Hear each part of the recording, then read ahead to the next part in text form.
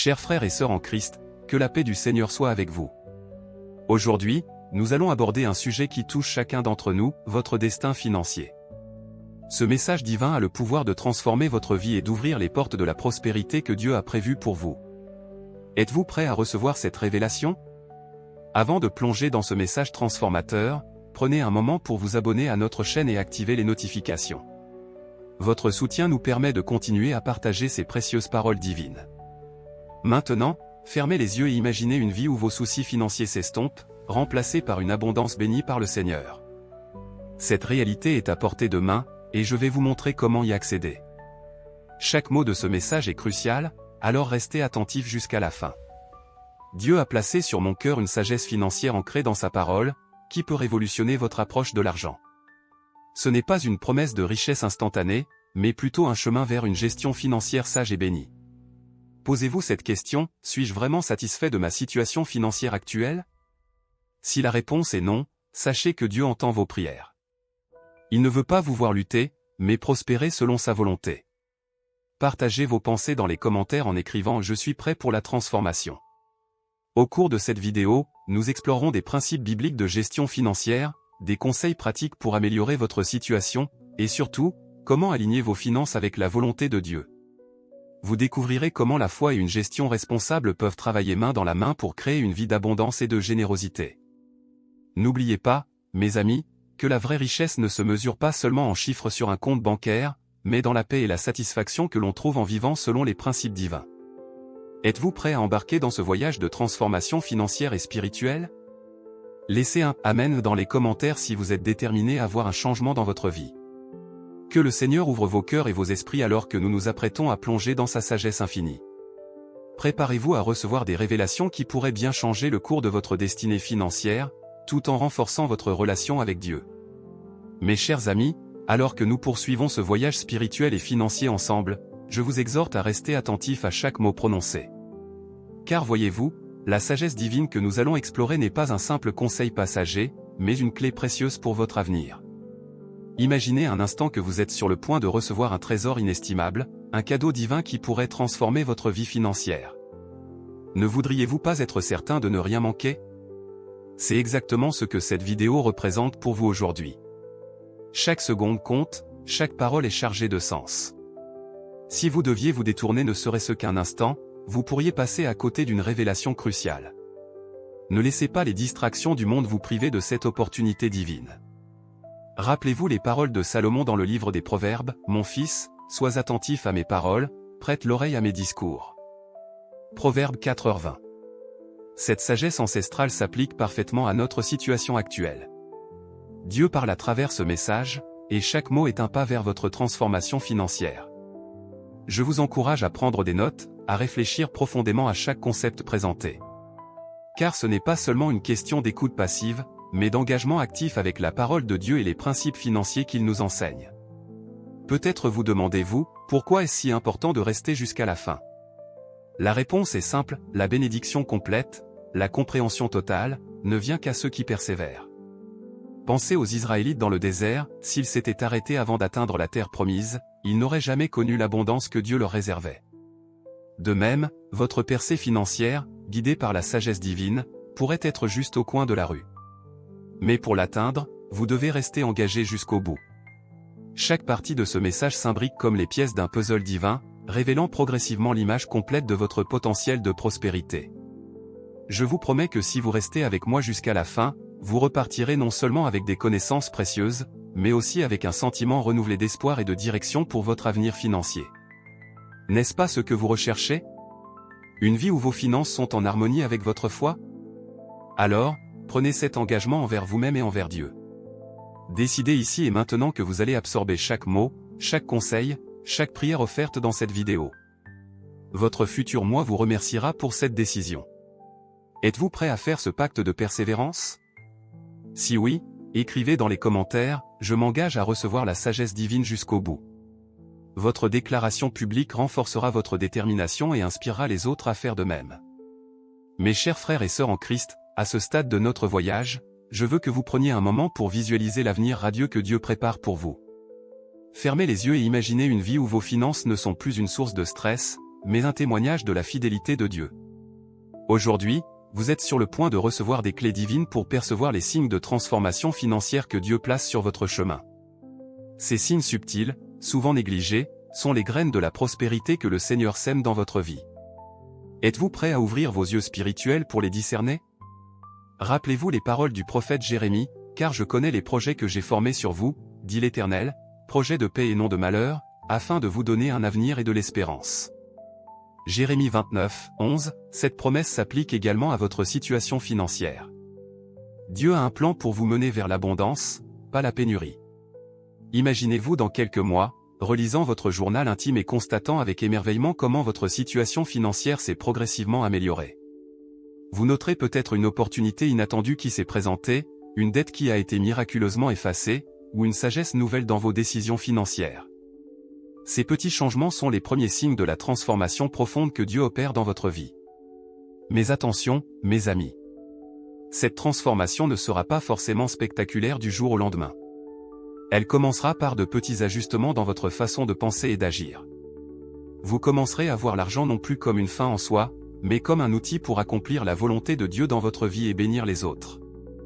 Visualisez-vous prenant des décisions financières sages, guidées par l'Esprit Saint. Imaginez la paix qui envahit votre cœur lorsque vous réalisez que vos finances sont entre les mains du Tout-Puissant. Cette paix, mes amis, est le premier signe tangible de votre transformation financière. Je vous invite à partager dans les commentaires, quelle est la première chose que vous feriez si vos soucis financiers disparaissaient? Vos réponses pourraient inspirer d'autres personnes et vous aider à visualiser concrètement cette nouvelle réalité.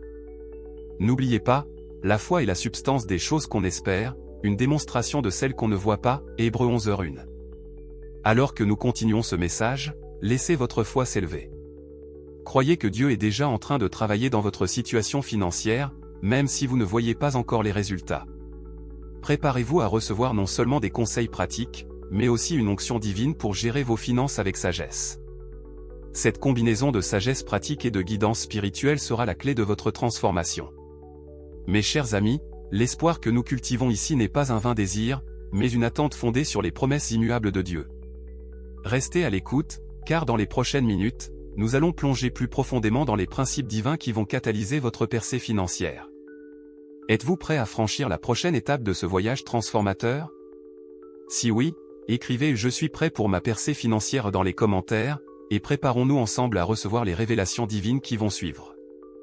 Mes bien-aimés, ouvrons nos cœurs et nos esprits à la sagesse éternelle contenue dans la parole de Dieu.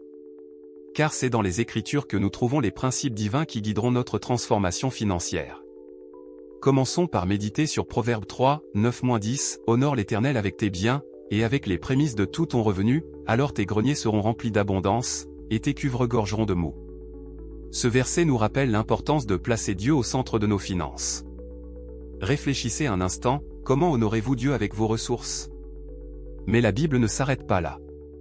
Dans Matthieu 6h33, Jésus nous enseigne, « Cherchez premièrement le royaume et la justice de Dieu, et toutes ces choses vous seront données par-dessus. » Cela signifie que lorsque nous alignons nos priorités financières sur les valeurs du royaume de Dieu, nous ouvrons la porte à sa provision. Cependant, mes amis, gardez à l'esprit que la prospérité biblique ne se limite pas à l'accumulation de richesses.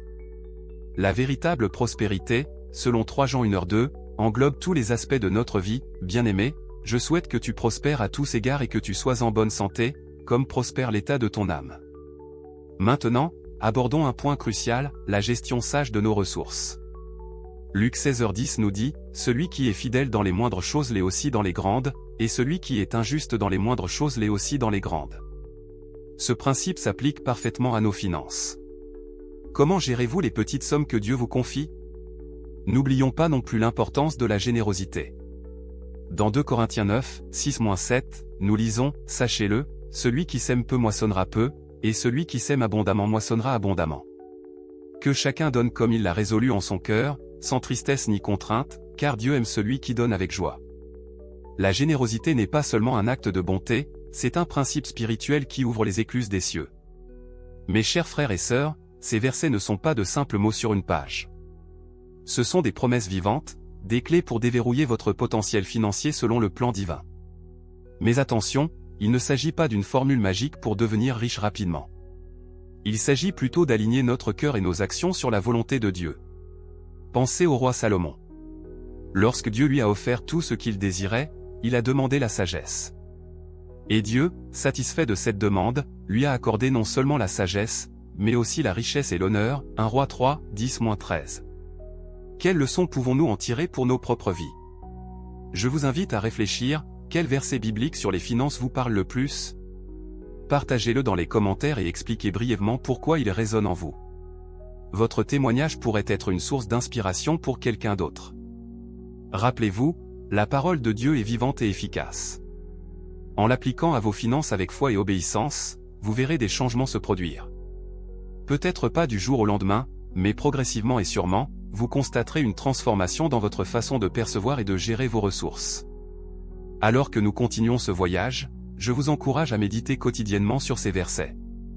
Laissez-les imprégner votre esprit et guider vos décisions financières.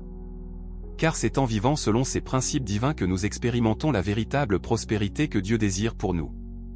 Êtes-vous prêt à ancrer vos finances dans la sagesse éternelle de la parole de Dieu? Si oui, écrivez « Je choisis la sagesse divine pour mes finances » dans les commentaires. Mes chers amis, à ce stade de notre message, j'aimerais que nous prenions un moment pour réfléchir ensemble et interagir. Car la transformation financière que Dieu veut opérer dans votre vie n'est pas un processus passif, mais un voyage qui requiert votre participation active. Commençons par un exercice simple mais puissant. Je veux que vous preniez une profonde inspiration et que vous exhaliez lentement. En faisant cela, imaginez que vous relâchez toutes vos inquiétudes financières dans les mains de Dieu. Vous sentez-vous plus léger? C'est le premier pas vers la liberté financière que Dieu vous promet. Maintenant, je voudrais vous poser une question cruciale: quelle est votre plus grande lutte financière actuellement? Prenez un moment pour y réfléchir sincèrement. Est-ce une dette qui vous pèse? Un manque de ressources pour réaliser vos projets? Ou peut-être une incertitude quant à votre avenir financier? Je vous invite à partager votre réponse dans les commentaires en commençant par « ma lutte est ». N'ayez pas peur d'être honnête, car c'est dans la vérité que commence la guérison. Pendant que vous partagez, je veux que vous sachiez que vous n'êtes pas seul dans cette lutte. Dieu voit vos combats et il est prêt à vous guider vers la victoire. Rappelez-vous les paroles de Philippiens 4h19, « Et mon Dieu pourvoira à tous vos besoins selon sa richesse, avec gloire, en Jésus-Christ. » Maintenant, faisons un pas de plus. Je veux que vous visualisiez votre situation financière idéale. À quoi ressemblerait votre vie si l'argent n'était plus une source de stress? Imaginez-le en détail. Ressentez la paix et la joie que cela apporterait. Cette vision n'est pas un simple rêve, c'est le début de votre nouvelle réalité en Christ. Je vous invite à déclarer cette vision à haute voix. Dites, par la grâce de Dieu, je marche vers la liberté financière. Répétez-le avec conviction. Sentez la puissance de cette déclaration de foi. Passons maintenant à l'action. Je veux que vous réfléchissiez à une petite étape concrète que vous pouvez prendre dès aujourd'hui pour améliorer votre situation financière. Cela peut être aussi simple que de créer un budget, de mettre de côté une petite somme pour l'épargne, ou de chercher des conseils auprès d'un mentor financier chrétien. Partagez votre engagement dans les commentaires en écrivant « Mon premier pas sera de ». N'oubliez pas, mes amis, que chaque grand voyage commence par un petit pas. En prenant cet engagement public, vous renforcez votre détermination et vous inspirez les autres à faire de même. Je veux aussi vous encourager à prier les uns pour les autres.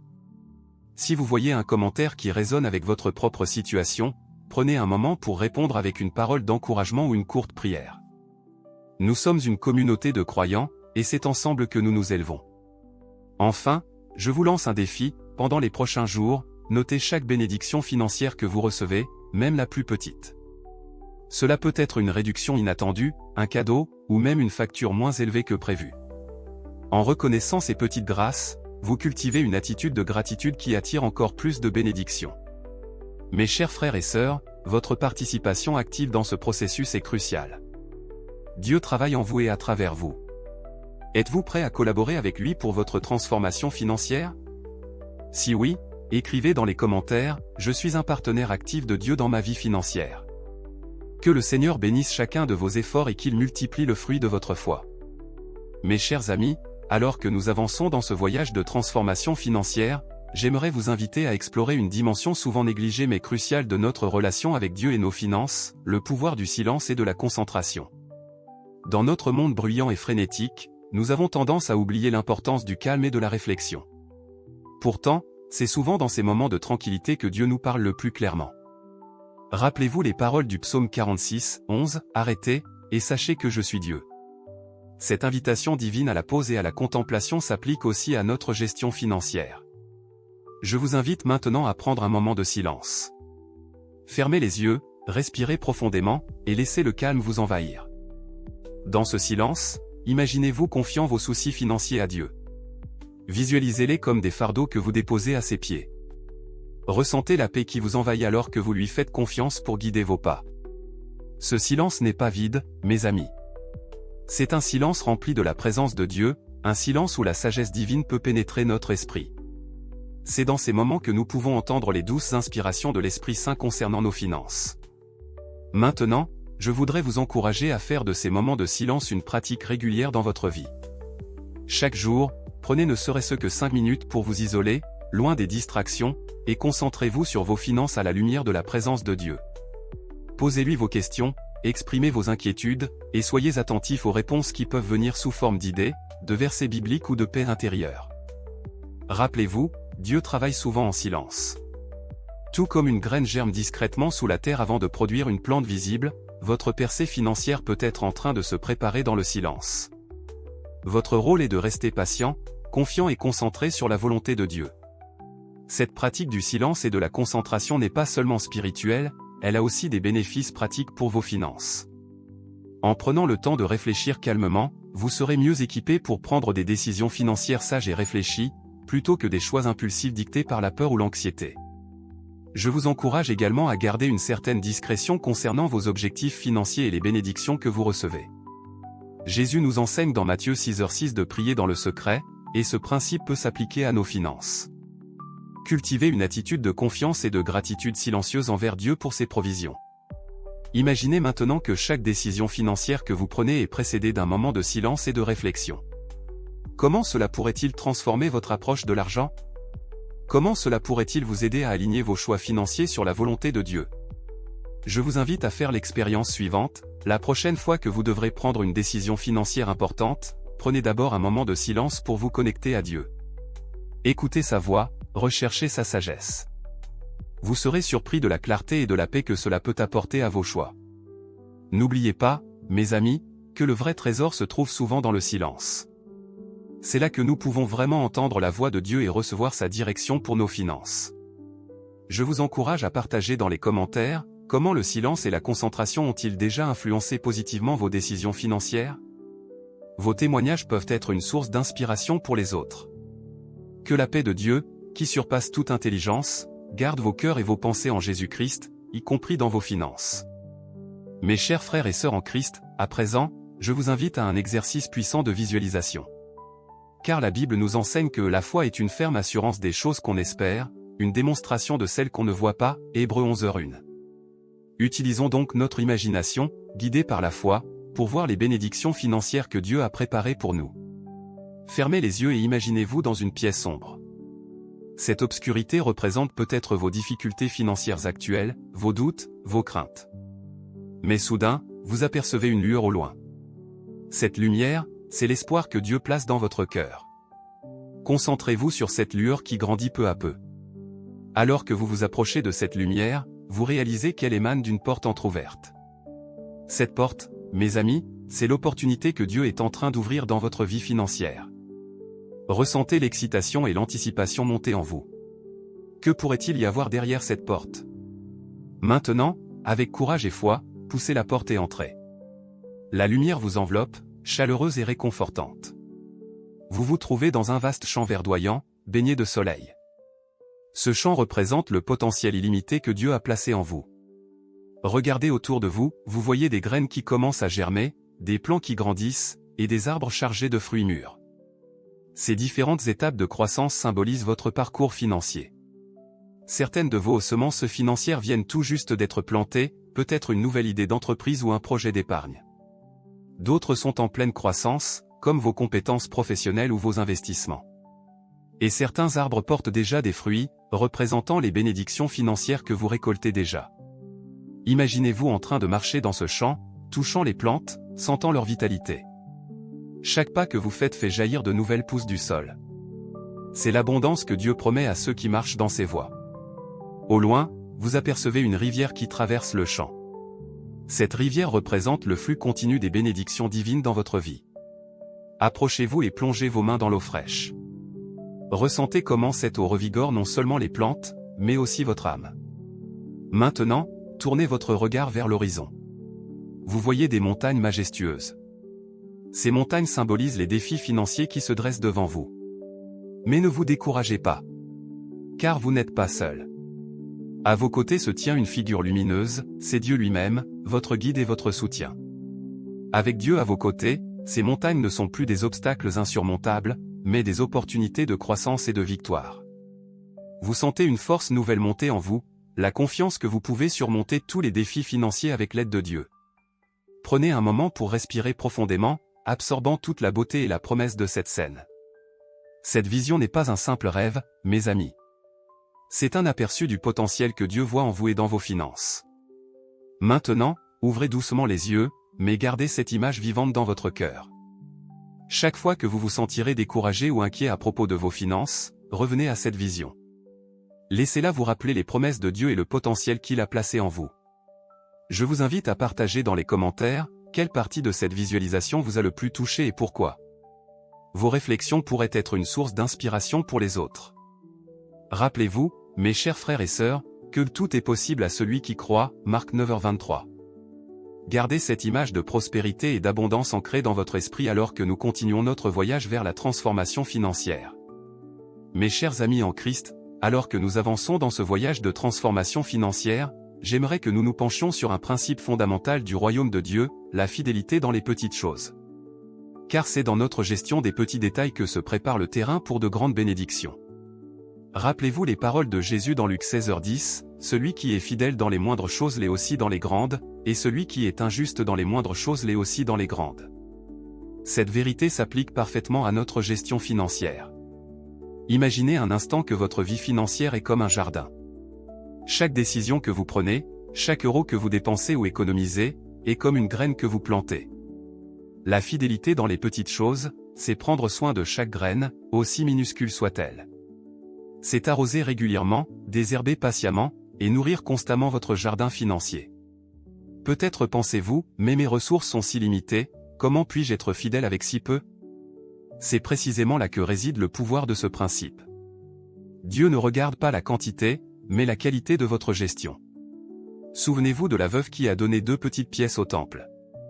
Jésus a dit qu'elle avait donné plus que tous les autres, car elle avait donné tout ce qu'elle avait, Marc 12, 41-44.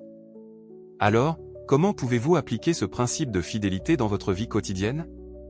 Commencez par être fidèle dans la tenue de votre budget, aussi modeste soit-il. Soyez honnête dans vos transactions, même les plus insignifiantes. Honorez Dieu avec les prémices de vos revenus, même s'ils vous semblent insuffisants. Chacun de ces petits actes de fidélité est une semence pour votre future prospérité. N'oubliez pas que Dieu voit chacun de vos efforts. Il remarque quand vous résistez à une dépense impulsive pour économiser. Il voit quand vous donnez généreusement, même quand cela vous coûte. Ces actes de fidélité ne passent pas inaperçus aux yeux de notre Père Céleste. Maintenant, laissez-moi vous poser une question, quelle est la plus petite chose dans votre vie financière que vous pourriez améliorer dès aujourd'hui? Peut-être est-ce de commencer à noter chaque dépense, ou de mettre de côté ne serait-ce qu'1 euro par jour pour l'épargne. Identifiez cette petite chose et engagez-vous à y être fidèle. Rappelez-vous, c'est dans ces petits actes de fidélité que vous vous préparez pour de grandes bénédictions. Car Dieu dit dans Zacharie 4h10, « Car qui méprise le jour des petits commencements ?» Chaque petit pas de fidélité vous rapproche de la prospérité que Dieu a prévue pour vous. Imaginez maintenant que chacun de vos actes de fidélité financière est comme une brique que vous posez. Peu à peu, vous construisez une fondation solide pour votre avenir financier. Et sur cette fondation, Dieu pourra bâtir des choses merveilleuses que vous n'auriez jamais imaginées. Je vous encourage à prendre un moment chaque jour pour réfléchir, comment ai-je été fidèle aujourd'hui dans ma gestion financière? Célébrez chaque petite victoire, car elles sont les graines de votre future abondance. Et n'oubliez pas, la fidélité n'est pas seulement une question d'argent. C'est une attitude du cœur.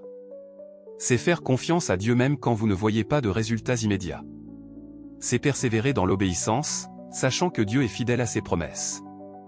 Je vous invite à partager dans les commentaires, Quel petit acte de fidélité financière allez-vous mettre en pratique dès aujourd'hui? Votre engagement pourrait inspirer d'autres à faire de même. Que le Seigneur bénisse votre fidélité et qu'il vous prépare pour les grandes choses qu'il a en réserve pour vous. Car il est fidèle, celui qui a promis, et il le fera.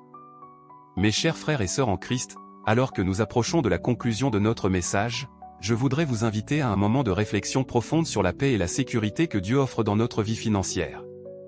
Imaginez-vous en train de vous réveiller un matin, votre cœur rempli d'une paix sereine.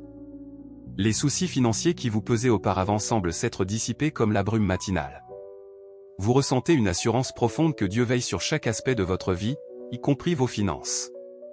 Cette paix, mes amis, n'est pas un rêve lointain, mais une réalité que Dieu veut vous offrir dès aujourd'hui. Rappelez-vous les paroles rassurantes de Jésus dans Matthieu 6, 25-26, « C'est pourquoi je vous dis, ne vous inquiétez pas pour votre vie de ce que vous mangerez, ni pour votre corps, de quoi vous serez vêtus. La vie n'est-elle pas plus que la nourriture, et le corps plus que le vêtement? Regardez les oiseaux du ciel, ils ne sèment ni ne moissonnent, et ils n'amassent rien dans des greniers, et votre Père céleste les nourrit.